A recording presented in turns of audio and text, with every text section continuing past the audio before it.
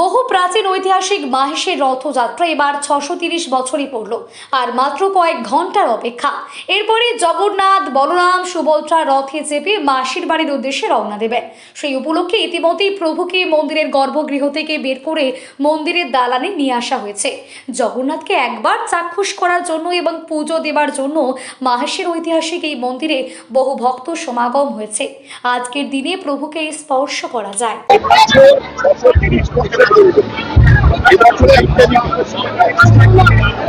আজ 630তম ঐতিহাসিক শ্রীপাদ মাহেশের রথযাত্রা উৎসবে দামামা বেজে গেল। অগণিত ভক্তদের ঢল নামছে। ভোর 4:30টার সময় মঙ্গল আরতি হয়ে গেছে। তারপর থেকে অগণিত ভক্তদের ঢল নেমেছে গর্ভগৃহের ভেতরে।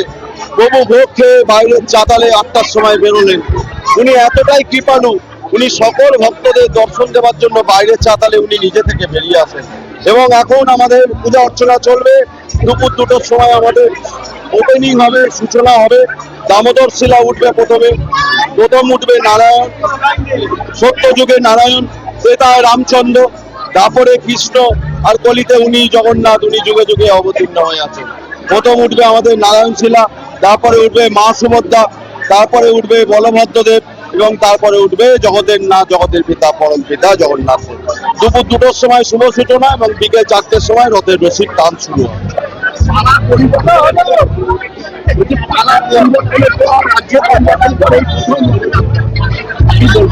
আমাদের সনাতনী সরকার এসে গেছে, আর আমাদের কোনো চিন্তা নেই।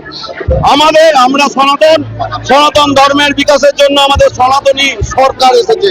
আমাদের পশ্চিমবঙ্গের মাননীয় মুখ্যমন্ত্রী শুভেন্দু অধিকারী মহাশয়কে আমি আন্তরিকভাবে ধন্যবাদ এবং কৃতজ্ঞতা জানাই মাহেশের জগন্নাথ মন্দিরের সম্পাদক হিসেবে, যে তিনি আমাদেরকে 5 লক্ষ টাকা অনুদানের একটি ব্যবস্থা করে দিয়েছেন।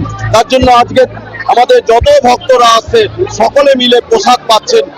সকলে মিলে আসবেন, যাতে কেউ প্রসাদ না পেয়ে কেউ যাবেন না। আজকে অন্নভোগ, খিচুড়ি, অন্ন পায়ে সেই 3 নিয়ে মায়ে সকলে মিলে আজকে সকল ভক্তগণেরা আছেন, এসে ওনারা প্রসাদ পাচ্ছেন। আজকে আমি পিয়াল কৃষ্ণ অধিকারী, সম্পাদক মাহেশ জগন্নাথ।